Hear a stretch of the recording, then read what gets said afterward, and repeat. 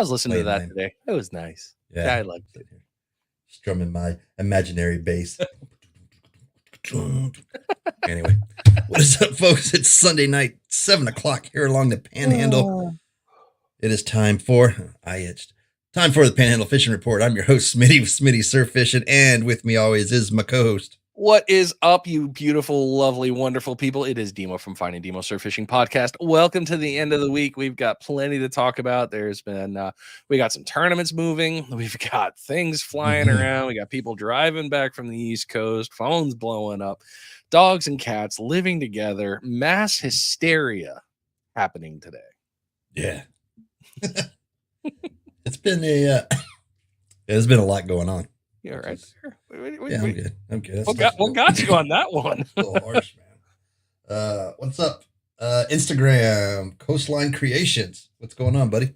Appreciate you joining us tonight. We got Instagram up, going live. I got that on one screen, got us on another, and so anyway, we've gotten into that. Chris, what's up? I can't. You're over there. Yeah, hey, I'm going back and forth. Real coastal. Are you home? Are you back? Returned from the monsoon that you got attacked with? The bed. Dustin Big. What's up, How the hell are you? Sorry, I missed out on the festivities the other night. Looks like y'all had a great time. We did miss out on a good one. Yeah, that was a good. You guys suck. Yeah, there. We'll say it that way. What are you sipping on tonight, good sir? Well, I guess we'll wait a little bit because we only got a couple of people hanging out with us here. Yeah, we got more. You know what's weird is it doesn't show on there, but we got quite a few viewing on Instagram tonight. So good. Well, Instagram. Hi, Instagram. I'll go over. I will attempt to load my Instagram. I hate using Instagram. What's up? Really? Hi, Corey. Yeah, I absolutely suck at Insta. That is the one platform that hi, Kelly. Miss Kelly Black out of old North Padre. I love following her. She does some really funny content, but she caught herself a nice little black drum. Yeah. Nice. But she's got some cool content. Eventually I will somehow convince her and her husband to come online one of these days. Why is the damn show not coming up now? Oh my God, this is pissing me off. So this is why I don't like Instagram. Oh, you don't like Insta? I just, again, so I suck at it. So it causes me a lot more aggravation to work through it. Like TikTok, totally get. I don't mind TikTok. TikTok's going away. That's what I heard. No, no, it's not. What's up, Cliff? Hey, Cliff. Rigs. Yeah, TikTok's going away the same way MySpace went away. TikTok's not going anywhere. Yeah. MySpace. China's spying. China's spying right here. Yeah. In reality, China's spying right here. Yeah. Hold on. What else do I? Oh, my key fob. Yeah. Well, yeah. Remember, dude, do you remember when they came down with the wrathful hammer of God when we were active duty? And we had thumb drives. We loved having thumb drives. And then they came down. If you stick a thumb drive in, you're going to get NJP'd. It's like, yeah, I got a lot of files on here. What am I going to do with it? And then viruses. Like, because viruses China. And China is getting our information. It's like, well, you kind of bought a bunch that were made over there. Okay. Our little thumb drive was made in China and they have secrets on it. But okay, so small tangent before we move forward. Oh, tangent away, good sir. I was having this conversation with an individual, with a friend of mine, who worked in an area not well known in the military, and we were having this conversation on how the U.S. likes to train foreign nationals, and in areas that foreign nationals should not be permitted in. And then they leave and go back. Like, how dumb is that? From a, no, you can't put your thumb drive in, but hey, come on over and we'll teach you our tactics and procedures on certain elements of what we do. And then you just take that back to your country. Don't worry about it. It's fine. Yeah. It's fine. Even though you're a adversary. country, adversarial country. But we'll teach you everything and send you back, and you can. We'll teach you TAC P and FAC A. You'll be fine. Yeah, you'll be good. You'll be good. God, I loved our jobs. It makes no sense looking back on all of that and going, not even under the guise of, and we believe you won't tell you. Yeah, right, exactly. Yeah, we believe you. Yeah, you signed this non-disclosure agreement, so it's all good. You're not going to go back and talk about anything that you learned. Come on, seriously. I get. What really grinds my gears. That's one of them that grinds my. I mean, we had a good conversation about it because it was just unbelievable. That's a fun one, dude. That is. Hi, Chris. Hope you're doing well. Chris texted me. He's getting some nice stripers. He's getting some good one. Yeah, he's getting some good fish. Good stuff. Corey, yeah, man. The wind is something special. I had hopes that looking at Wednesdays when I was looking at Wednesday, I had hoped it was going to die off. And then I saw it was absolutely like, no, this weekend is wasted. And we just went to Pickens today. My wife and daughter and I, they went for pictures. Yeah. We passed 19A and I'm like, oh, it's emerald green. Oh, it's 4 to 6 feet. Well, we're going to just keep going. It was like, this is not a good day to be fishing. So good news is we got it in the weather forecast. The wind is going to go away in a few days. A few days. There's a silver lining out there, but it just, Well, it's just like, it's like going into the doctor. Hey, it's only going to be a little bit of a physical. Right. Exactly. You want 1 or 2? It kind of depends. So, yeah, I mean, Bohica, it is what it is. Sorry, guys. But hey, good news is it is going to get better. We do have a great forecast. We got a good show ahead of you. We got a lot of things to talk about. We both got good things in the scroll. And the question of the night tonight is definitely going to be riveting, divisive, aggravating, and probably worth sharing out to see what happens. Because for a lack of better terms, I believe the word, two words. What was it? Oh, shit show might come up. Wow. It's a good one. It really is. Yeah, it's a good question of the week, and ironically, and I won't get to it, but it's something that you and I have tossed around, and we've tossed out. Yeah.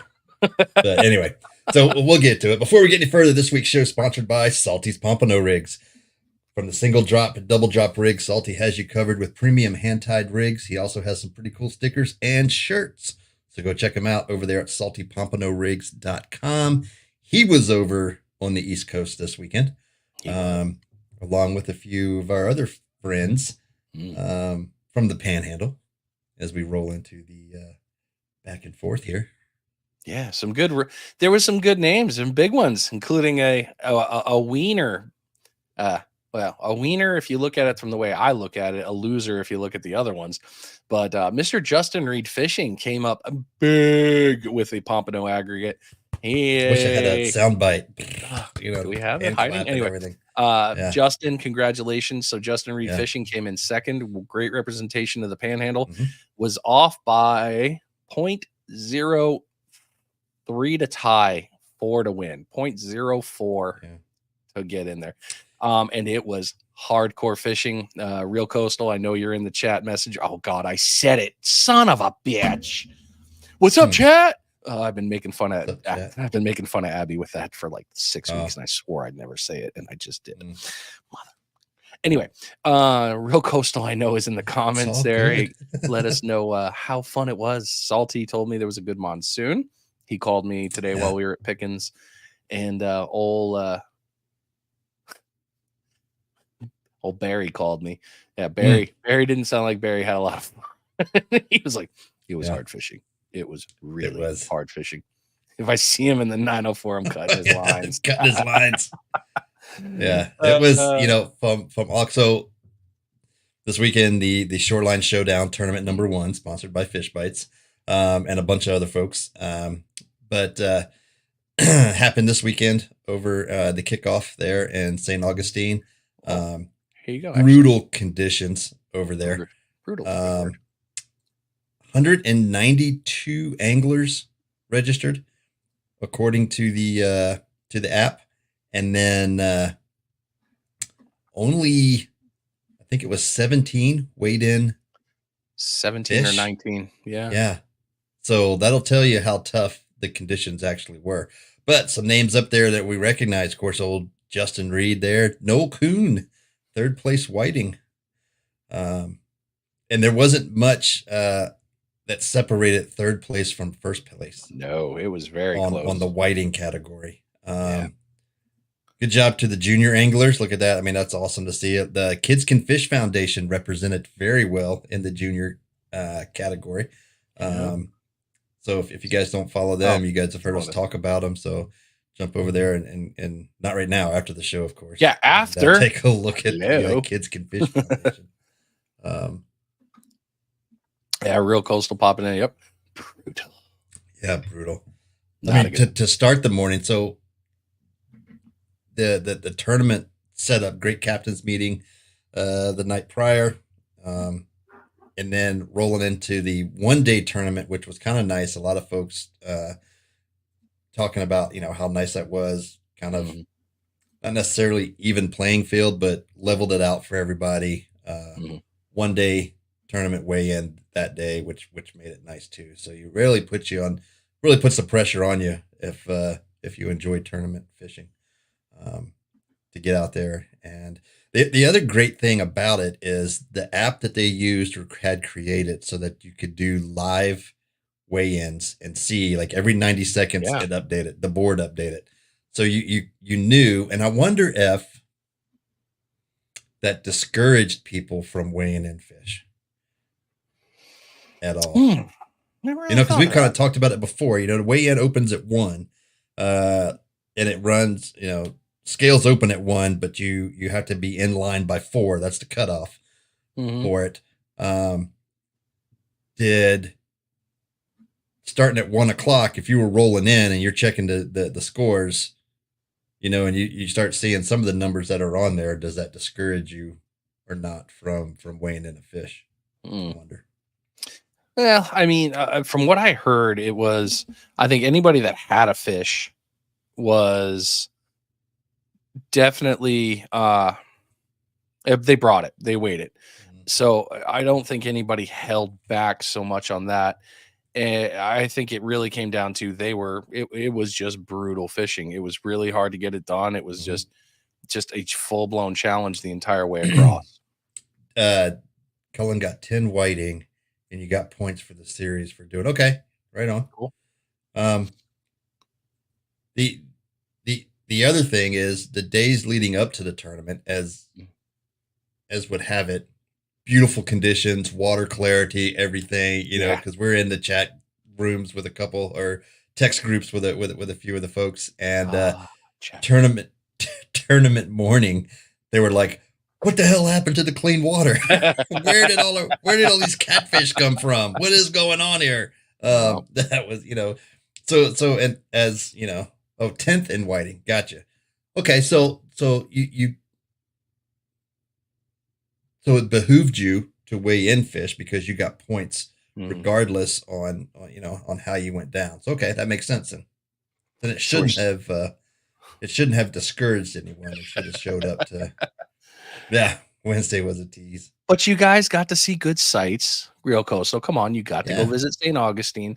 To me, the only couple of tournaments I've done over there with Fish Bites, that was one of my favorite things, was the sightseeing around. Oh yeah, totally forgot about those. Yeah, for those who are joining us who don't know who we are, hey, this is us right there.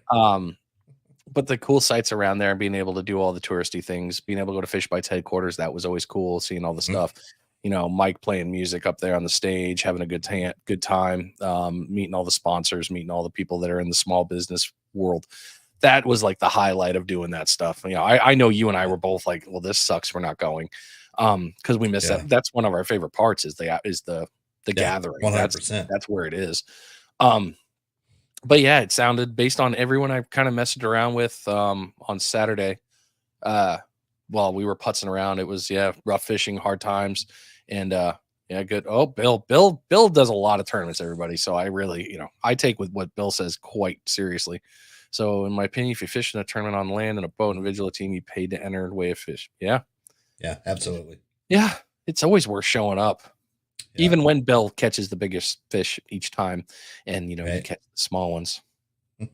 Sorry, Bill. Hey, at least I'm a good net guy. Remember that when you need a backup again.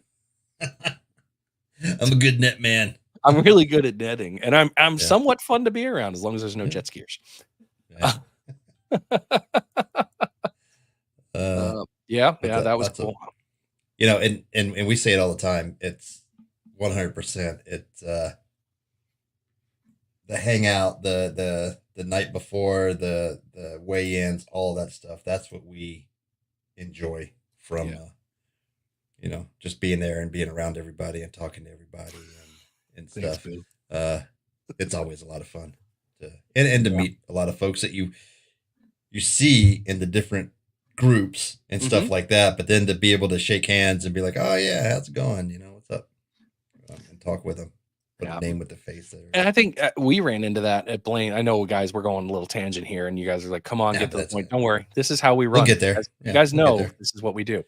But like when we were at Blaine's, it was, we want to see, there's 300 people, and out of that 300, we probably want to see 299 of you. We want to have a conversation, but your timelines just never get to be enough, and you're just grinding to try to see, and you feel bad. You don't give everybody the enough time. But those events they're worth their weight in gold. They really are, just to make just the networking and fun. So before the share out, everybody, as usual, don't forget to share, get this out there, because we're gonna squirrel. And like I said, the question of the night tonight is coming up in a little while, and I guarantee you guys are gonna be sitting here going, and then you're gonna look at us and you're gonna watch the squirrels do all the good things that they do, because it's gonna happen. But before we do that, Mike, what's in the glass? So I've had this one on the show before, and I remember my comments after having a sip.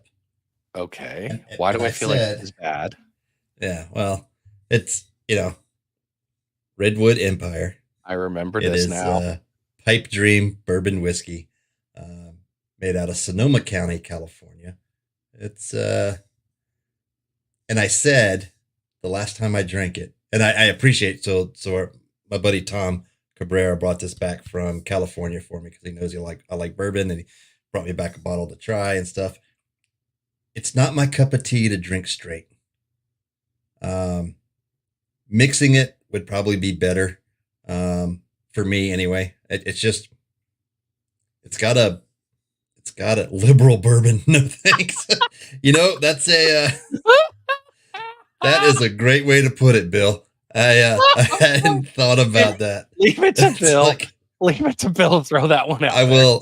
For those who can't say it, that's right. Liberal bourbon. Yeah, like who makes that? Bill. That's pretty good. But and I remembered after I took the first couple sips, I was like, crap, I was going to mix this. From here on out, but it's not bad. I'm at where I'm at. Is that a one you mix with ginger ale? And before I do that, congratulations, team kids. Your team did good. Good job, you guys. And your camp looked great today at Janung's. Good job. Always doing the great things you're doing. Love it. So is it a ginger ale mixture, or does it need what does it need? I would probably mix it with Coke instead of ginger ale. Ginger ale I would typically mix a lighter. Okay. If I need to mask the taste more, it would be Coke. Pepsi Coke is the coverall. Yeah. Coke covers it up. Maybe even some RC cola, maybe. So what you're saying is you want to get drunk and high at the same time. I see. Just be an adult and do cocaine already. But but it leads me in, because as I was trying to pick a bottle out, I noticed I had several small bottles, like had this much in. Do any of our listeners make a blend bottle? So typically you take a bottle of something that you had that's almost empty or whatever, and you pour your littles back at what's going on in my green screen. Okay. Oh yeah, backlighting probably. Yeah. But to blend it and make a blend concoction of all your leftovers, basically. I've seen that in the barrels. The Sam's Club. I remember Sam's Club a couple years ago had the countertop barrels. Yeah. That you could, do whatever it was. But then, of course, Tiki Talk being what Tiki Talk is, people were making that their blend barrel, and they were mixing it up as that was their blend whiskey. Interesting. That doesn't. Where's everybody at with the comments on that? Come on. I mean, do you guys blend your? Is it? I know I'm not the only bourbon drinker. Did we do something wrong? Did we offend? Do you mix your bourbon with vodka? What happened here? I mean, rum. Well, then you'd be making scotch, technically. Courtney, what is up? Hi, buddy. Looking forward to you being over here too. Yeah, can't wait. We are looking forward to it. It's gonna be good. We're hoping for good weather. God, we're hoping for good weather. Hey, how about getting off the bourbon tangent? All right. How about the 888-pound bluefin tuna that was brought up in Destin? Brought up and dragged, yeah. They weren't far off either, which was crazy. Yeah. That was a hell of a fish. I mean, it was funny with seeing them drag that up to the scales, dropping it, hanging it over the boat, dropping it under the dock and everything. If you guys haven't seen that video, it's out there, but that was pretty cool. It was very dead. That's a heck of a tuna. Can you, it's just, I can't imagine being on a boat going, what the hell did we hit this close? Yeah, right. It's only an 800-pound tuna. Just take it to the market, call it good. We're good. We're done. You got your name in the paper forever. Yeah, that was cool. Yeah. All right. That was pretty neat. All right. Where are we going next? What we got? So we got congrats to Justin. We got those pieces. I guess we're going into opening and closures. Would have been a record, but like 5 of them reeled on it. I mean, fish that size. Yeah. 5 people deserve to reel on that thing. I know one person could have, but dude, I cannot. Even watching Wicked Tuna, I don't know how they do that stuff. And down here, we're not even prepped for it. I don't think they were fishing for it. No. So openings and closures. Amberjack, as we've said, opens this week, May 1st. So be ready, get out there. Triggerfish is now open, but closes 31 May. So Trigger and Amberjack will close the same day. So, which means it'll be a barren. It'll be completely and total barren desert of Trigger until June 1st. And then looking ahead, I was looking at gag grouper dates are set and fish rules, but I don't believe that's the actual dates. They haven't really come out. It says it's still open in September 1st, but I don't think they've actually determined the Gulf Council hasn't determined what gag's going to be this year yet, if it opens at all. I got it's Greater Amberjack. That's the FWC email. I was like, I thought I just got an email on this. And they were talking about it in some grouper, but gags weren't listed in there that I recall. Maybe I just skimmed it too fast, but gags weren't in there for us over here. I get excited when I get emails from friggin' FWC. I shouldn't, but I really do. I wonder if I cut this light off, if that'll help. It's bugging me to see it in the background. Getting into that radio voice down to the deep bass. But the FWC emails are I always welcome them because I'm half hoping that it's the Catch a Florida Memory ones. Because did you see? I mean, the April drawing was great. 4 great catches. Four people won. They're doing the Bonafide kayak again this year for the random drawing. If you get all your entries in for Catch a Florida Memory, all that stuff's going to be in there. So those are both going to be pretty good. And I'm excited for that one because if you can, it's free. You don't have to do anything to enter. So Catch Florida Memory, jump on that one. But then May drawing is going to be another really good one from their sponsors. I do need to call him actually. I need to see what else he's got coming up for May and June because I know what we were talking about it before. But good program. So absolutely. I guess actually seminars. All those I needed flounder, I think, for one of my life lists. And all the flounder we caught the other day, I didn't even get a picture of them. Dude, really? Not even Seriously, one? No. Oh. I was pretty bummed about that. I bet. I guess you got to go back out. Yeah, I know, right? I need to go out there. All right. Tournament sales and seminars. We got the Gulf Coast Sportsman Seminar Series with Half Hitch Tackle, 30A Light Tackle, and Legendary Marine on May 7th. That's next week, right? Yeah. The topic is red snapper, black snapper fishing. So that's coming up because snapper's opening should be in June. So, and then we got Hotspots Charter Seminar Series at Flounders Chowder House on 6th of May. And I don't know what the topic is going to be. I haven't seen anything out on that yet, other than it's already when you go to their dates on their page, they just have the first of every month listed as like placeholders. They don't have the topics out yet, so typically they put that out. It should be out today or tomorrow, though. Okay, I think. Yeah, one would hope. Yeah. Hey, green meal and talking fishing. That's not a bad day. I know, right? Right. Coming up with the tournaments here, Gulf Breeze Bait and Tackle, the Sheep's Head tournament. You got 2 more days till that one closes out. The Pompano tournament's going on all of May. It ends on May 31st. You still got time. Leader, I believe, was a 5-pounder. Still opportunities. We've seen 6s on there before, so not there's plenty to do, plenty to get after. The Fish Bite Shoreline Showdown here in the Panhandle on May 18th. Weigh-in's going to be over there by Gulf Breeze Bait and Tackle. I'm sorry, Emerald Coast Bait and Tackle. I'm going left and east and west here. AJ's on the bayou. So plenty of great spots for there to get into. So plan your routes accordingly. It's going to be a great day. It's a 1-day tournament. We're going to get after it, get over there in time, get the weigh-in, get some good chow, get some good fellowship and fun time in. Island Pier, the 2024 Spring Mackerel Tournament, April 22nd, which is already going on to June 2nd. You can head over to the Okaloosa Pier page on Facebook, get all the information for that. Navarre Fishing Rodeo is out in October. We got that one going out. We got a couple more in October coming that I haven't had full-on dates that I know of yet. Once I do, I'll drop them on here. And then Stinky's Bait Shack still going on 31 March to 5 May, Pompano Tournament. You can get plenty of that. And then for the inshore side, Bill, correct me if I'm wrong, the redfish circuits are running pretty well. There's some a couple more coming up there. You can still get in on these if you really want to. Lots of good stuff on that. There's other inshore tournaments that I'm still trying to understand on their scheduling. But I'll admit I started and then squirrel. I completely lost my train of thought. So lots of cool stuff still happening with the tournament series. And if you got tournaments, by all means, JJ, what's up, brother? Fire off those tournaments over to us. Let us know. If it's anything, I want to know about it. Take the extra time, just share the thing in me in Messenger. I'll happily write it down and try to remember it. And I'll get it on here because this stuff's good. Heroes on the Water, they got some stuff coming up that I've written down and I've forgotten about. And then I go back and I get it.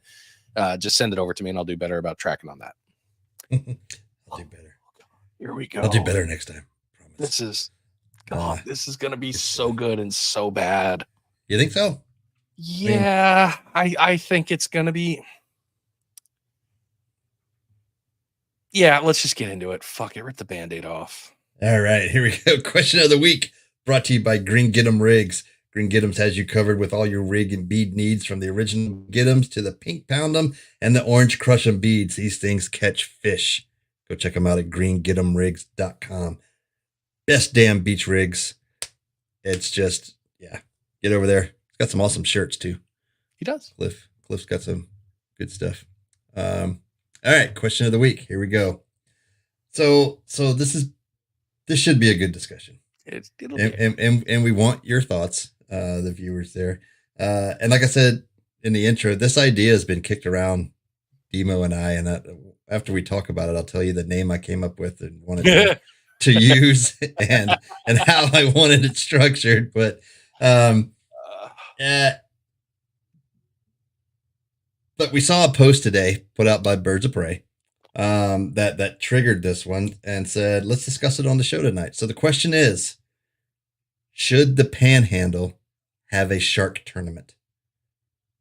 And we love Brian. We do. But this question spawned from that idea there. And as I said, Brian and I have kicked around a couple ideas for tournaments. One took off, or happened, I should say, because we talked about doing a drum tournament, and kicked that around and contacted some folks for weigh-in, how to do virtual weigh-ins and things like that, and explored those things, but we just never pulled the trigger on it. Because I suck. My bad. No. It's all good. And no, Julie, that would be great, but this is all the time. And here's why. So the shark tournament we thought about doing what's going to be just the tip shark tournament. And and you could only catch black tips and spinners, and that was it. And we were going to call it just the tip. Just the tip, just for a second. Shark tournament. Yeah, just to see how it goes. Just to let it resonate. Well, you were gone. I must say it was well protected. Yeah, that's it. Good job, Mike. So, all right. Here's the so here's my thought process my thoughts on this. What do you guys think? The question is, do you think the Panhandle should have a shark tournament in the Panhandle? And I think it could be done. It's hard to say. So that's a great point, and I'm very happy with that. Mm-hmm. But this basically, the way I read the comments and everything else, is sharks are a nuisance. Let's harvest all the sharks. And I could be completely off base on this, but there was nothing. I'd like to see Dylan's comment since you were there. I'd like to see what he put down on it.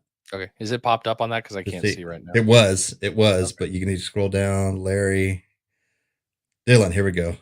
Decent idea, but the punchline always ends with sandbar sharks, at least here in the panel, 90% of the time. So here are the problems where you can't harvest sandbars as they're fairly protected. Yep.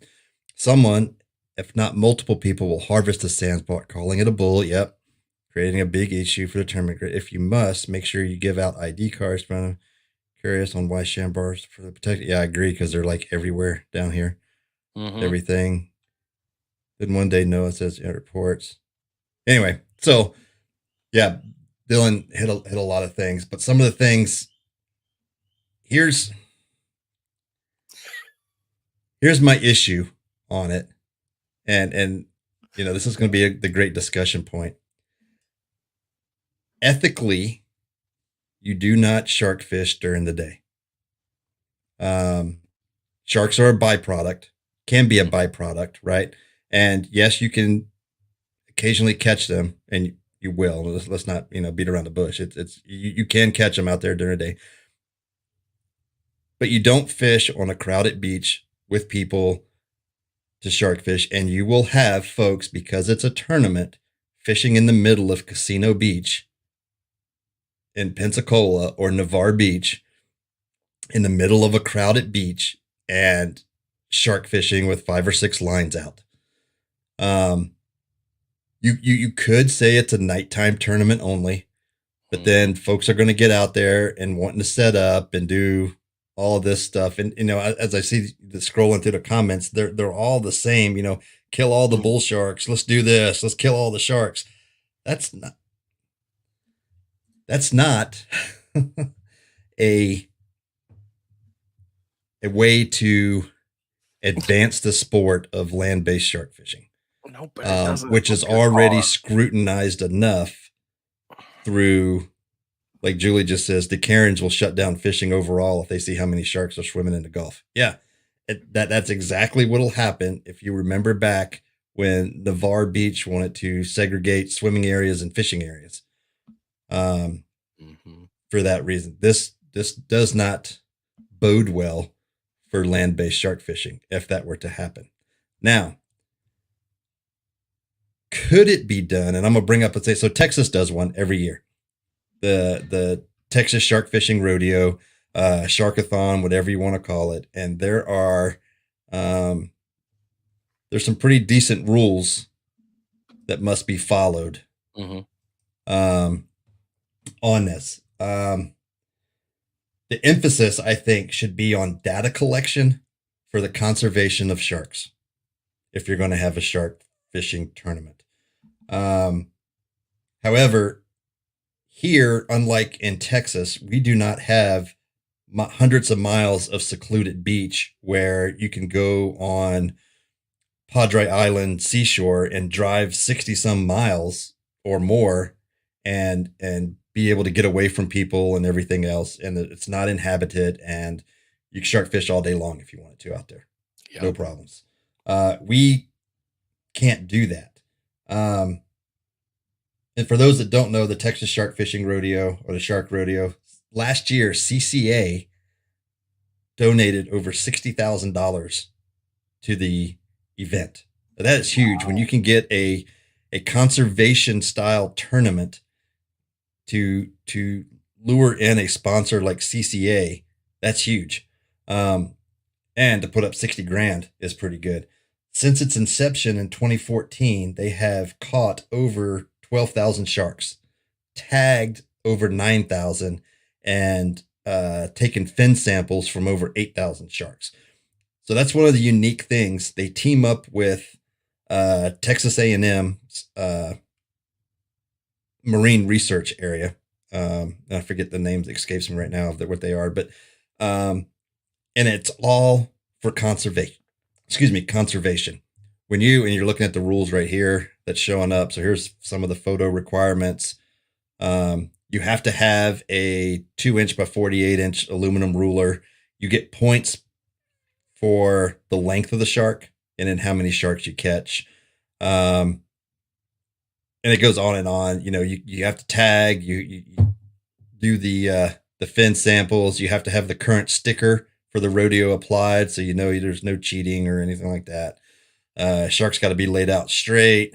And to Dylan's point, a majority of these were sandbar sharks that were caught, and some small bonnet heads that were caught, but you get points for, right? Because you're just catching, tagging. It's all in the name of conservation, and you're not harvesting any sharks. But there's specific rules on how you have to take the shark or have to take the picture and how it gets documented. Each one gets documented accordingly. Let's see here if it'll stay on this screen, because I had some photos of the different teams. Yeah. So is it still up? Yeah. Yeah. It's still up. Yeah. So still up. So here we go. I mean, not a very big shark there, but there you go. You got to have your ruler out. You got to be able to see the fin placement. You got to be able to ID the shark. If it's tagged, you got to make sure you can see the tag in it. And then, you get points. They're black tip at 34 inches, right? They had bonnet heads that were that's not a good photo, right? Nope. Based on the rules. You have to be a straight on shot and be able to see it. And the photos can't be in portrait mode. They have to be in landscape mode to take them. That's a better picture. That's a good picture. You know what I mean? You can see the shark. Looks like a little bonnet head there. Yep. 12.5 inches. That's got to be more than that. That length is wrong. Yeah. It says it's 12.5 inches. That's way bigger than 12.5 inches. I have so many jokes right now. Yeah, no, right. Another bull shark, head on with the shark, So perhaps you could do it so that it's a nighttime tournament, you just have to, the photo requirements have to be appropriate, but you get point, it's a team event. If we did something like this where you had UWF and perhaps the UFIFAS set up to come out to do, provide the kits and the tagging information and all that stuff, so that it is in the name of conservation and not harvesting of the sharks. I think it would be better. Yeah. But that's just my. So think? I am on the. I am very aligned with you on this one. My bigger problem is not it's not so much the shark tournament. It's more along the lines of the ass hats that won't do it right. Yeah. That's really where my problem is. Dylan, hell, all the normal shark guys here that I've met are 99.9% ethical and do everything right. Everything is done properly, the proper markings, the proper pieces with this, all of that. Those ones that are on those teams, I think would do great things, and I think would further the sport in a very positive light for that. And I think if they were if the ethical and responsible people were a part of that and they ran it and they performed in it, I think it would do numerous great things. Research, absolutely. I don't think you need a referee out there. I don't think you need FWC out there with every team. You're just adding into bad things there, because we're not all cops. We're not going to play into the cops and robbers game here. That's just not worth it, because you got to trust it. It's the unethical idiots that are out there with a 12-foot dagger and a 6,000 spinning reel saying, I'm going to catch a bull shark. It's, and you're like, dude, what are you doing? You're using the wrong gear. You're doing it the improper way. You're going to kill this shark, and we're going to have a bunch of sharks wash up on shore. And then it's going to turn into the negative light. And then it's going to be an absolute shit show for the entire fishing community, because two idiots went out there thinking, oh, I'm going to win 10 grand. And all they did was create a domino effect of just absolute poor decision making that screws it. I love the idea of, hey, look, let's do these species. And kind of like Texas has there, look, these are the species we're giving you points for. But like shark fishing is the, you never know it. You never know what you're going to get. Right. Like a box of chocolates. Exactly. So, I mean, and then then the other part with that is, like Dylan said, some people see a sandbar, other people call it a bull, and then you pull it out of the water, out its gills out of the water now, and then you're submitting a picture. And you just created yourself a ticket. Yeah. You just gave yourself a fine because you didn't follow what was proper per the regulations, and because you misidentified. There's no, oops, sorry, I screwed up. No, you caught the fish. You knew what you were doing. You took the shark course. You know what was required. You did this to yourself. And it's going to paint that negative picture. Checking in gear before fishing. Dude, I love that idea right there, Cliff. Look, you don't have an 80 wide. Sorry. 80 wide's kind of big, but well, no, I'd be okay with that. But yeah, gear check-in, I think that would be great. And Myrtle Beach, friggin' absolutely, great comment right here. Extremely touchy. When I did the podcast with Chip, man, I expected to get raked over the coals the moment I said he legally catches great white sharks. Nothing. Yeah. Only a couple people had a couple of small comments. Rest of it was great. But you start talking sharks, and man, they lose their friggin' mind. Yeah, Rob, that's right. Texas run. That's a long ass tournament for sure. Cliff, and Cliff's got a good point here. We have a wonderful fishery for it, but can we support it? I don't know. It's it goes back into, if it is done, it should be a CPR tournament, catch, photo, release, right? Oh yeah. Zero harvest. Yeah, zero harvest. But like Cliff said, like you said, like I said, our area is not built for that. We don't have hundreds of miles of uninhabited shoreline where folks can go out and do this. The worst thing that can happen, as we say on every charter that we do, everyone we talk to about land-based shark fishing, and it's just, there is, aside from client safety, the number one priority is the health of that shark. Getting it in, getting it out quick. Because the worst thing that can happen is for a shark to wash back up on shore because it exhausted itself, right? And that happens. And that happens sometimes because you're using not the right equipment, right? And it just like when we work out hard, that lactic acid and everything builds up in our systems, we get sore, things like that. When it happens with a shark, they gas themselves to the point they don't have enough energy to swim back off and self-revive, right? Yeah. So that's what happens. They may kind of lazily meander off, but if they don't have the energy, they're done. Yeah. They don't have a recoup time. They have to keep moving. And they can't do that. It's just, I think it's doable. Yes, I do. I think we can do it. Absolutely. Do I think Brian with Birds of Prey is onto the right track? Yes, I do. I'd lean more towards ethical anglers when it comes to the sharking. Have to have a known presence, have to have caught, have to have something that proves that they know what they're doing other than just the FWC license. That's that. And I love Cliff's idea. Required gear check. You have to match. I think that's where my biggest heartbreaks would be. I think he'll do great personally. I mean, Brian's a great dude. He's got a great head on his shoulders. He's got a very, very smart team surrounding him. He's very well known in the community, thankfully, as a phenomenal angler, great person, huge advocate for conservancy. He's not a catch and kill guy. He is very big into, let's make sure this sport furthers. And I love how he asked for input from people, and you could tell who the people that were serious about it made good comments. So Do we have the draw for it in our and Tony, that's a great question. I think we do. And the reason I say that, and it wouldn't be just our community. If it got out that the Florida Panhandle was hosting a shark tournament, we would have folks from everywhere coming in. Adam, we'd get Adam back here from Tejas. Yeah, because the allure for fishing this area, for shark fishing, is the way our coastline is set up. And it would, people would come from everywhere to fish this, because it's a popular shark fishing destination. If you're on the boards and read and stuff like that, Seth, a lot of the comments, people come here from all over the place anyway to set up and fish. And to Julie's comment, they fished 37A, and people were set up right there as soon as you come across the beach, and boom, they're set up shark fishing.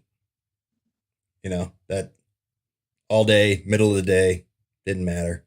And it just goes against what should be done when it comes to shark fishing. And for us, us as regular anglers, just the beach, we know we're like, whatever. We're going to move way down away from you. We're going to stay away from you. We're not going to have anything to, whatever. You want to be sharking. You get a line that comes all of a sudden towards me, I'm going to reel mine in to make sure that shark gets out. I'm not going to waste my time. Oh, you cut my line. No, I'm going to get to help you to do whatever I can to make sure that shark swims away, because that's what matters. The rest of it doesn't. Wintertime is a little bit different.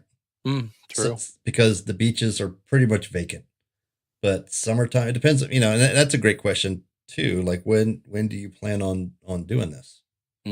What's the time frame you're looking at? There's just so many. And to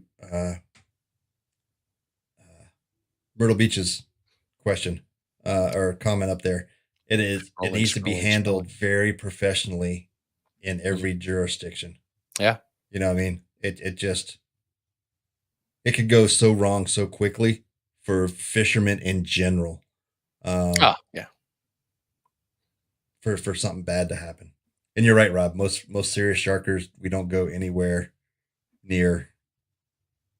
We don't want to be around anyone. You don't want to be around anybody, because how big that line is, what you have out, how far it's out, with what the plan is, how you have so many pieces going. That's it. Except for the snowbirds. No, Terry, you're good. Come on now. But like Tom said, Tom had a great idea for a new tournament, by the way. I think I'm going to love it. Yeah, the 2 Pomp Chomp. We should totally chomp. Yes. The double entendre. So good. That's good. Good. But yeah, there's so many good things that can come from this. Absolutely. Please, I hope you guys don't think of, like, we're not bashing Brian or the idea. Oh, no, there are a lot of great things that can come from this. Significantly great things, especially with the way that, God forbid, I'll say the words, especially with the way that things have been changing. We've had different fish coming in closer. We normally didn't get great whites as close to, they're here. Don't get me wrong. We see them ping, but not that close to shore. We've been having more changes. Cobia, late, weird. Last year, things are changing. We got to understand the science. So I am on board with it for that. Does all good? No, I don't think so. No, not in this. Absolutely not. Because it's going to come down to, Cliff, how that is. It's great, good initiative, bad judgment, but the bad judgment is going to come from the actuators.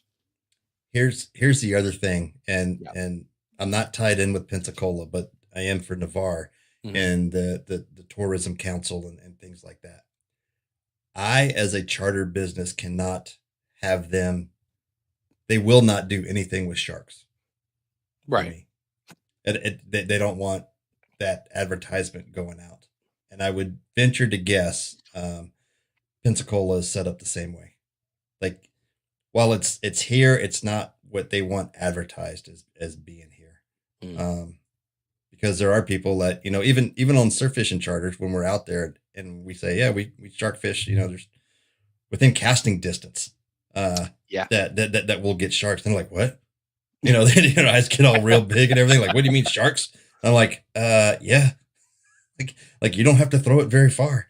And then it's funny when you see those, when I say little ones, but when you see those, 3-footers or whatever, and they come meandering down the beach and real close, and you're like, "There's one right there," and they're like, "What? That's crazy." No, don't worry. Like, it was a cobia. yes, It was a yeah, cobia that I wasn't throwing my bucktail at to get it to right, come eat. exactly. Piss off a lot of people.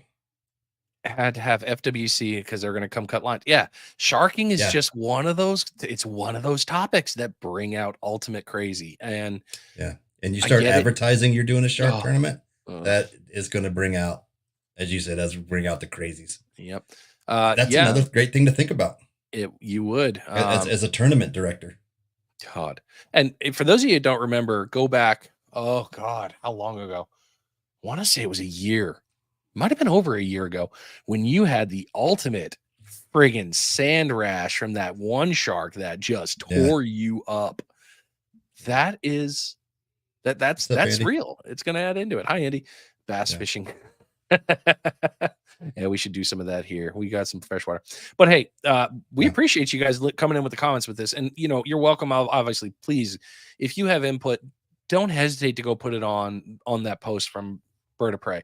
It's, no one is, then don't bash the other comments. Don't go in there being a dick. People are entitled to their opinions. Don't be a troll. Give what you really think, give those thoughts of, hey, yeah, I don't love the idea of it because of X, give valid reasons other than emotion. Give it the science. It's kind of like what the Beard said to me on my show when I interviewed him. It's about the science. It's not about emotion. Push that one out there. Maybe rent out. Oh, dude, you're going into, now you're going into federal. That's a whole different ball game. You start talking into the national park system, into the federal world. That would be an ultimate shit show. I couldn't imagine federal jumping on saying, yeah, we're okay with that.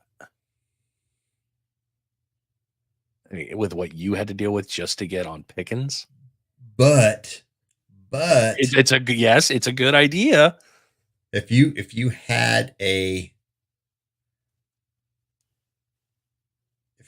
tournament like that limited the amount of entries to a secluded spot where only those that would have to be like getting them to buy off on it would be one thing, but that's not a bad idea. No, I mean, for the zone, it's not. Thought that then you have a zone that you can cordon off, for lack of a better word, and boom, here you go. This is what. Good job, Cliff. Good job, Cliff. But then you could have 15 teams, right? That's all that enters, right? So you got to be part of the first 15 to register, or you jump on the waiting list, and then your team is out there, and you fish for however many.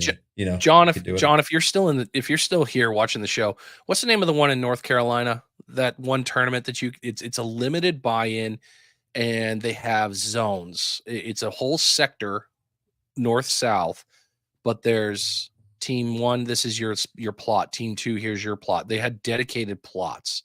What was the name of that tournament? Again, now you're jumping. That goes back to my what I was saying about. Yep. At least in the VAR, they don't want any mention of sharks. Oh no. But you're also talking city, county. Was it the Borders? I'm not sure if it was that one. It might have been Borders. I just remember one that was in North Carolina that was specifically for, they had, all right, we're fishing this beach. It was for, I believe it was a Red Bull tournament, but you couldn't go scout. It was basically, here's left lateral limit, right lateral limit. Here's 1, 2, 3, 4, 5, 6, 7, 8, 9, 10 spots. Pull your spot from the hat. This is your spot for your team. You can only fish this spot. And see, North Carolina would be a good area to do something like that because you have the Hatteras Island National Seashore there. So you have miles of secluded beach that you have to drive onto to get to. And the only people that go out there basically are people who fish. You don't typically go out there. I mean, you do have families that go out there for the day or whatever, but typically it's fishermen that go out there. But anyway, I wish that like Jack would have been on, or of all the nights. Yeah, of all the nights Jack's on and kind of hangs out, tonight would have been a good one. But when I pitched him the Just a Tip tournament, he was like, "Dude, I'm down. Let me know." And I was like, Okay. But then the more I thought about it, the more I was like, no. Yeah. I think we still need to do it. I just need to get off my ass and help out with the team. Yeah, Texas is great for it. So, hey, we appreciate you guys jumping in. Like I said, it was going to be one of those ones where numerous squirrels would happen, borderline shit show, and yeah, lots of this could generate some stuff, but never bad ideas. Always good ideas that need to be discussed and to look at what's right, what's good, what's not, what can work, what couldn't, and does it help? So I'm not even sad with it. Yeah, John, I'll look it up. You know what? It might have been Matt might have told me about it. I might have to call Matt, which doesn't sad. I got to call him anyway. He called me last week. All right, let's get into the fishing report. We're an hour in. Oh nice. Man. The fishing report is being brought to you by Rogue Reels Fishing. Use code ROGUE20 to save 20% off your order. Rogue Reels makes quality hand-tied fishing leaders just like the Smitty rig, a 20-foot, 500-pound class deployment shark leader. Yeah, man. How fitting. And the Demo rig, a heavy-duty double drop rig that can be used at the beach, on the boat, everywhere. You need it. It could be used in fresh and salt. It's good. Check them out. RogueReelsFishing.com. Anyway, I have to tell you something after I just got a text. Oh, I love when we get mid-show texts because there are a couple right? like, oh shit, I can't say that. So offshore, near shore, it's like Groundhog Day. We said last week. Those that got out earlier this week before the wind were rewarded with loads of mingo, scamp grouper, triggerfish, mangrove snapper, and large schools of banded rudderfish are also in the near shore spots. Amberjack catches prior to the season opener have also been reported as nice. So, yeah, lots of. It wasn't me. No, it wasn't you, Andy. Andy normally texts us in the middle. No, Andy, when you do it, we normally say, "Stop, we're alive." Yeah. So offshore bite when the wind dies down because it was howling out of the south, and it will be when we get to weather. We'll go over that, but. The bite is hot out there right now. Live bait is showing up. Destin reported, the Destin Half Hitch reported on their report, and I'll show something in the scroll tonight going out of the Destin Pass. But the live bait is shown up there and in large schools. So we're talking blue runners, we're talking herrings, we're talking everything. Cigar minnows, everything is showing up right now in the pass. So not a problem getting bait. Just got to watch your bottom machine and get out there and look for it. So. Oh, well, that's it. That's what I got in offshore. Groundhog. Apparently my saved didn't save what it was supposed to save. That's friggin' awesome. All right. Well, technical difficulties of my own stupidity today. Right. That's what I get for going to hang out. Inshore, go get some slams. Go get slams. Slam. Let boys be boys. There's our next copyright hit. So yes, reds, plenty of great reds, rat reds too. My favorite ones, the smalls, the best ones. Lots of Spanish popping in a lot. Follow the tide line. They are playing very fun at the tide lines right now, and I was very surprised to hear about that. Flounder, yeah, you can play with them. Again, curly tail, fish bites, jagging along. Run with it. Lots of good stuff on that. So go get some slams. Lots of good stuff in there on the piece. Yeah, I'll touch on that when we get to the scroll. There's a lot of that in my scroll. Surf, Pompano. The full moon last week was a bit challenging, but it didn't stop folks from catching fish. Got on a few. JJ, who was in the chat here earlier, man, he slayed them and did a pretty cool 3-day, 2-night trip. That was so fishing cool at night and catching full moon. Pompano as well as bluefish, he said, were like tearing up his lines. He couldn't keep them going because of the amount of bluefish he was catching, which would have been cool because you and I both love bluefish. So we do. It's pretty tasty. So anyway, and bluefish. Oh, I didn't save that one. Thinking of bluefish. Maybe you got it in your scroll. The big one? Yeah. Did you catch? I didn't save it from my scroll, but anyway. Spanish are showing up as well. They're hitting casting lures off the beach. So get out there when the wind dies down just a little bit. Otherwise, you're probably going to be throwing 6-ounce Sputniks tomorrow, next day. Just throw the damn cinder block. Yeah, that too. Good news on the piers. Yeah. Pensacola's reopened. Yeah. Whoop, whoop. Finally. So we finally got Pensacola back in the game. So yeah, get back out there to that one. But the piers are really running kind of on the same one, heavy on the Spanish and Pompano side. A couple of blues, jacks, hardtails, same as I came up last week. Light on the kings. There were kings though. And I don't know if I believe that cobia was caught at the pier this past week. But I'll say a cobia was caught this past week somewhere on the pier line. I don't really believe it. But anyway, there's still lots of good stuff. So first bar, hang out there, go after your pomps. Second bar, not a bad one as well. Get after the pomps there. In Spanish, lots of runs on there. Throw something shiny. Definitely recommend using the old GI jigs. You guys know we talk about them a lot. That's not a plug for them. It's just the simplicity of we know it works. We've seen it do great things. So throw it and go. Even if they've eaten all the teaser material off the hook, still works. Still catch fish. It still works. Still works. Dull hook, still got a puncture. Yeah. All right. Into weather. And get rid of those. The weather looks absolutely butt. Yeah. Like butt. Not good butt. Bad butt. All right. So we got tomorrow. Ooh, looking at 17 gusted. So tomorrow won't be. I mean, I'd fish tomorrow. I wouldn't, but then again, I may fish tomorrow. I'm shocked to hear you say those words, sir. Because well, coming out of the southeast, I like the southeast. And the last day I fished that was like this, it was a 16 pump day in about 3 hours. So if it cleans up, I mean, she was emerald green, so that is an indication of changing a little bit nicely. And my favorite for fishing Pompano is Sean's here. The chalky white. Who? What? Sean just popped in. Lawless. Oh, Lawless. Hey, what's up? Where were you friggin' like 20 minutes ago on the shark? What's up?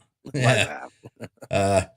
So anyway, so I like the chalky, milky white water for Pompano. Of course. And this will be nice. So I think tomorrow might be a good day. So I'm showing Tuesday, it dropping pretty good.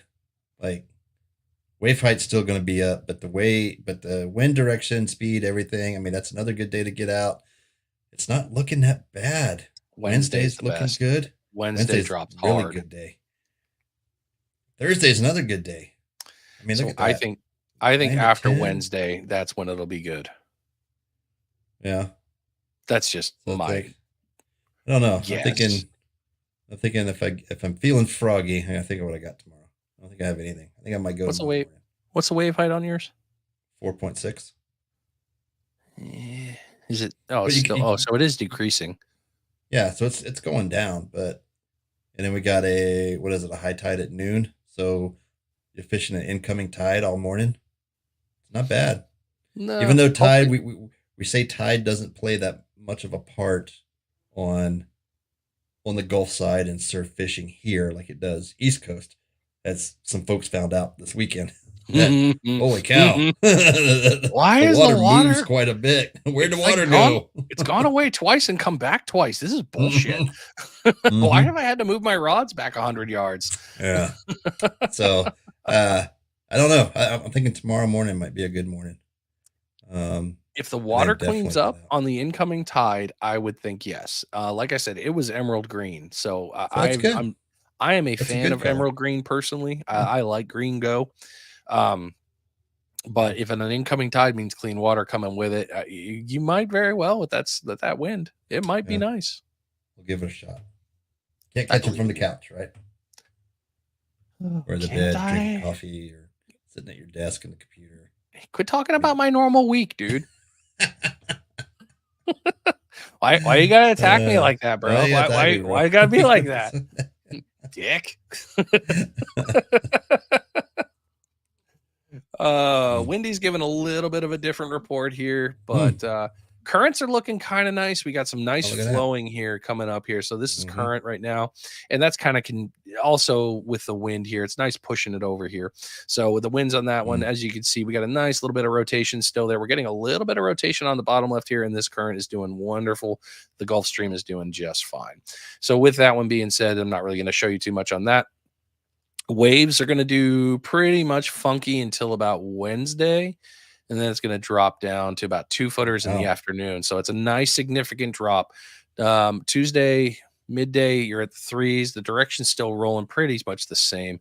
Monday evening, still going to be kind of up there. So this high pressure that went through there, we're going to get a surprise low that's going to come out of here. Have done okay. So we've just had some big pushes there. And then by Thursday, she's dropping flat to 1. Your wind piece, like we were discussing there a little while ago, winds are a little bit on the funky one. And this is the only thing I didn't love. As you can see, 6 knots there is looking great. Tuesday, we should be in the teens. Oh, well, I guess not at 1 o'clock. I guess it dropped. So yeah, no shock there. Everything changes by the time I friggin' start the show. 16 knots on Monday. Tuesday improving. Wednesday really nice, getting really into the good stuff there. As you can see the rotation, we got the low up here. Not a lot of energy is feeding. Something popped up right here. There's an eye here that really was throwing me a curveball when I was looking earlier. I was kind of surprised by it. I don't know why I saw it, but I saw some. There it is. There's a little bit of weird rotation right here, and that's Wednesday afternoon, but it's not giving us a ton of stuff. I mean, that's technically a high pressure rotation. So I'm a little bit like, what is that really going to do? Then it starts kind of creeping out here and coming over land towards Tallahassee. So not a lot of bad stuff there. Good weather on that one. Rain, I think we have a small chance on Wednesday, if I'm not mistaken, unless it got pushed off. But everything else seems to be looking really good there. I think it's going to be a good one. And then into the weekend, for all of us weekend anglers, hey, you do what you can with what you can. You got 7 footers there on Saturday morning starting out the day. And I believe your waves are also a 1 to 2. Yep, 1ers. So I think next weekend, for the weekend happiness, you can see real light here. It's going to be pretty flat and good. Good time to go out there with the old Pompano jigs, start throwing them, have some fun there. I'm excited for that piece. Absolutely. Yeah. Not looking too bad. No, there's worse. We've had worse. We have had worse. Yes. Okay. So I guess we're into the scroll. Let's go to the scroll. Scroll's brought to you by GI Jigs. Use the PFR code to save 10%. GI Jigs are patented handmade jig heads, custom designed around the eye and made with unique characteristics to entice fish into reaction strikes. Check it out. gijigs.com. .com. Sure. There we go. All right. So let's get down here to, oh, no, not that one. This one. There you go. 38 light tackle. Look at that. Paying a week after the deadline, and we still paying taxes. That's the thing that, this is one of the reasons that Birds of Prey, I think, made that post was, snapper season's coming up. How many fish do we lose out there that we really shouldn't? But I mean, I get it. Circle of life, in my opinion, but that happens. And there's another great video. If you follow Captain Mark Coates on 38 light tackle, they're bringing up a nice gag grouper, and the shark comes up, and it's like, boom, got to be quicker. Like, got him. But is it the shark, or is it the air-breathing butthole known as Flipper? Well, this was definitely a shark. Probably with Mark, because Mark's luck is a shark. Yeah, right. You guys, Sean, you guys pay taxes? Suckers. Yeah. I just keep filing extensions, and they give them to me. I don't know. Eventually, I'm going to have to pay some stuff. But.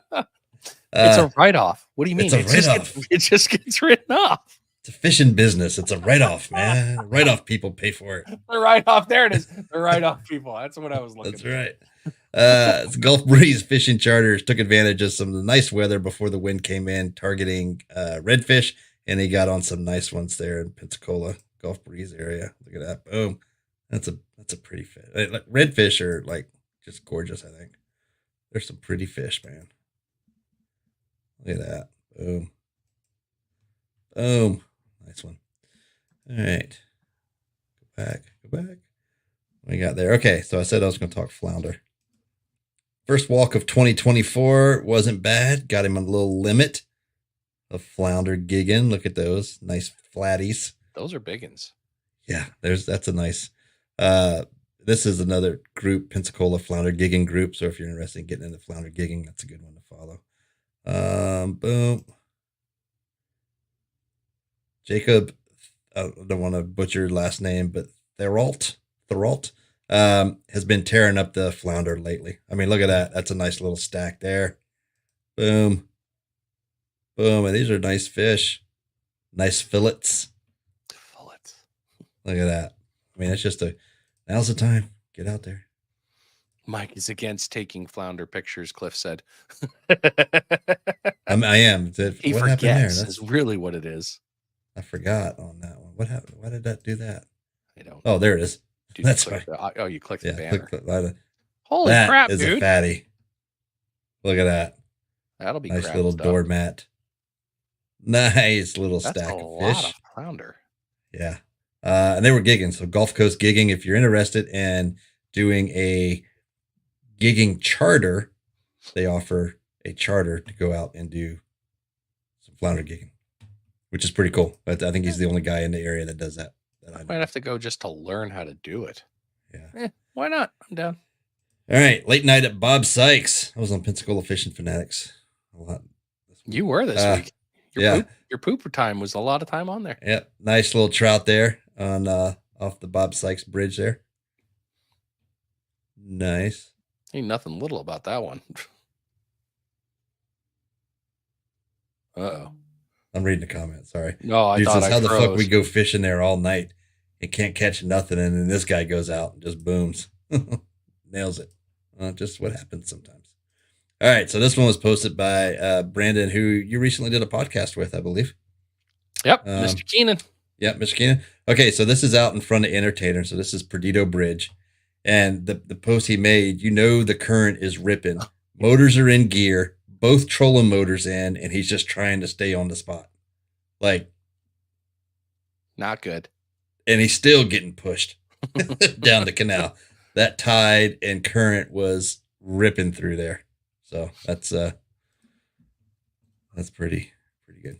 All right. Mobile Bay and Dolphin Island fishing. I got to make it out to Cedar Point Pier because they tearing up the big uglies out there. I mean, look at that.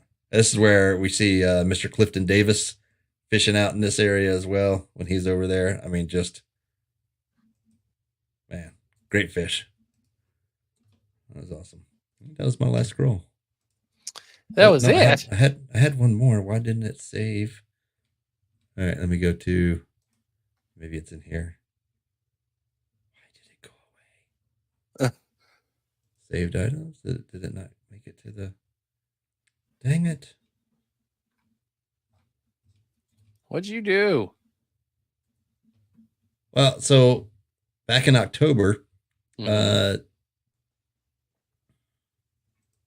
more? No. Dang. Half Hitch, Destin, Tim Broom, and those guys posted a great picture, and it's all the way back in October. So if you want to go check out the Destin Half Hitch page, and then go back to October posts, I think it's like October 23rd or something like that. He did a great picture and of where to catch live bait in the different areas of the pass and what you can catch at each location, which is really good. So it's very informative. So if you're fishing that area and you want to go get live bait, check it out. Destin Half Hitch's page. Scroll back to, I think it's the 23rd of October of last year, 23. And there's a great photo of the pass and the bait that you can expect to catch there. I don't know why I didn't pull up. That's weird. Anyway, I'm going to go look for it while you're. While I'm doing my thingy. All right, I'll click a few things here. There we go. Click that button because that's the one I want to click. Present screen, entire screen. All right, now I'm somewhere where I want to be. Alrighty. What? Oh, I found it. You want to go? You want to do yours? Did you already pull yours up? I'll pull mine down. Oh, I'm down. I found it. Pull yours up. Share screen. Here we go. There we go. So catching live bait in Destin. Here's where to go check it out. So pinfish at the seawall here, just by the Destin Marina. There's a little seawall right there. North Channel and South Channel holds cigar minnows and threadfin herring. So there's the North Channel, just before you go under the bridge. South Channel, just for the entrance to the harbor there. End of the West Jetty is a good place for hardtails. Right here, West Jetty. drop off right here is where you're going to get cigar minnows. Also, the live bait boat is usually out there, and when he is out there, you can find them on channel 80. Just contact the live bait boat there. The red and the green buoys and the sea buoy right here at the entrance of the channel and stuff. Another great spot. You can pick up bait as well. Cigar minnows, herring, dead friends, hardtails, alewives, they're all there. So I'm going to scroll all the way back. Is that right? October? Yep, October 23rd. Oh, this is actually from 2022. So if you want, click or click on the 3 dots and save that damn thing or share it. I did. Yeah, I'll share it. Maybe I'll share it on there. You didn't save the post. I did save the post. Save. I'm going to save it here. Anyway, it's double saved now. But I will make a share for it. Did you do it? No. Okay. No, I'll put it on the thing. Okay. Yes. Holy crap. The show's on, Donnie. All right. My turn. Your turn. No, I don't want that window open. I want that window open. Thank you. All right. 428. Okay.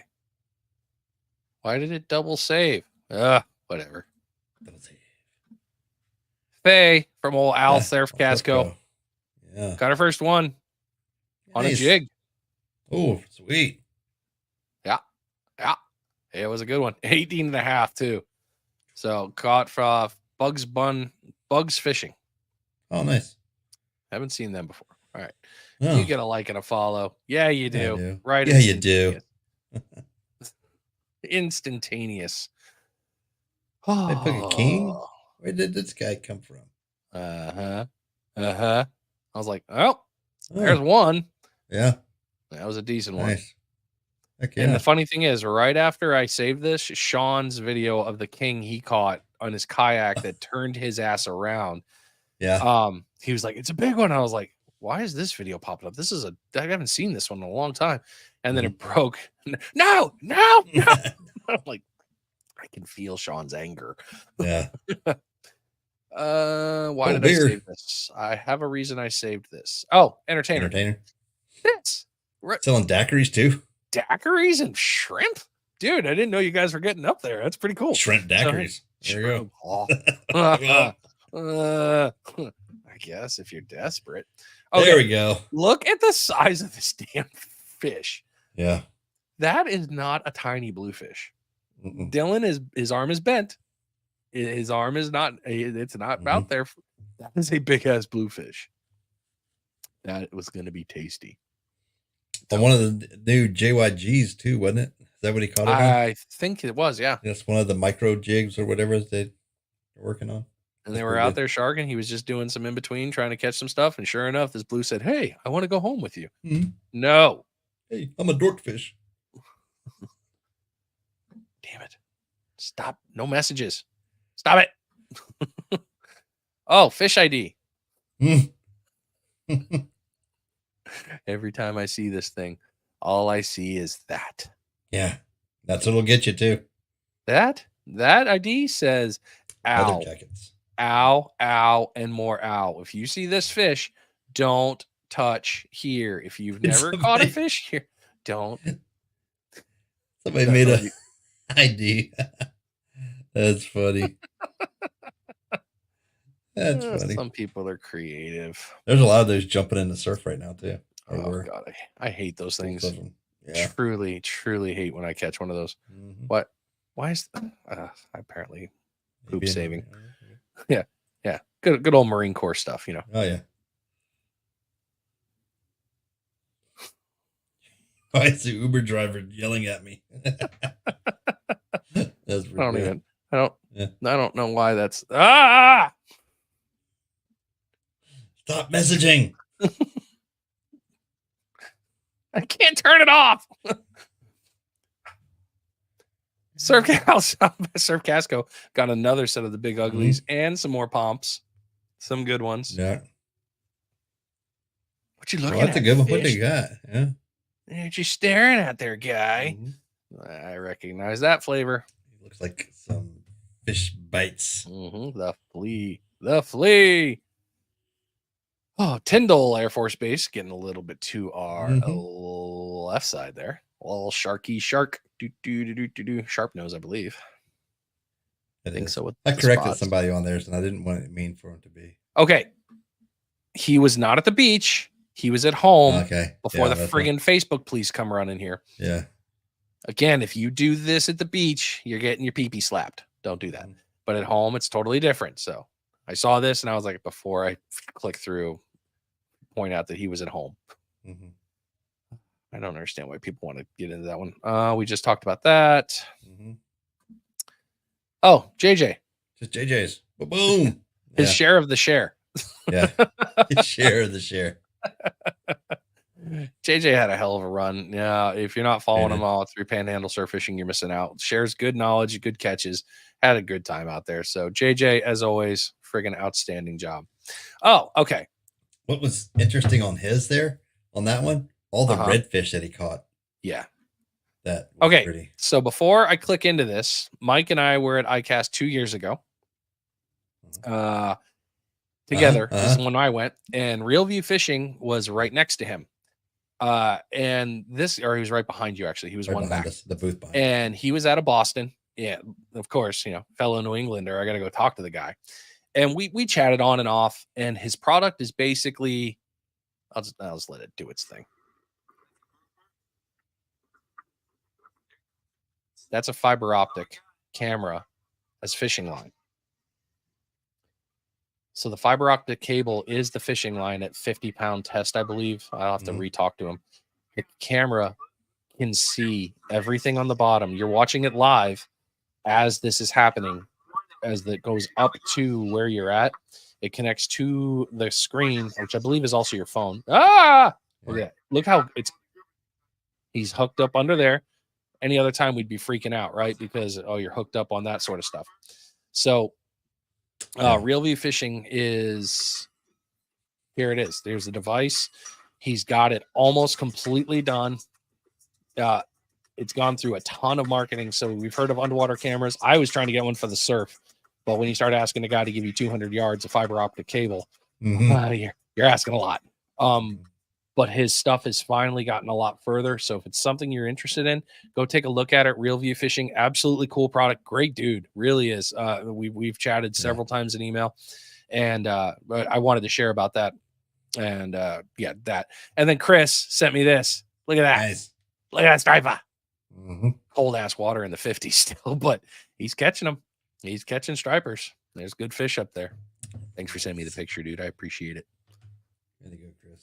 All right, that's my scrollage. That's all I got. I did look at this. Great videos on this. Oh yeah, nice. Yeah, it's crystal clear. It's really disturbing how clean it is. Are you Sean? Oh, that's great to hear, dude. Yeah, he's just cool. The idea behind it. He has put hours into that, and he really did a damn good job.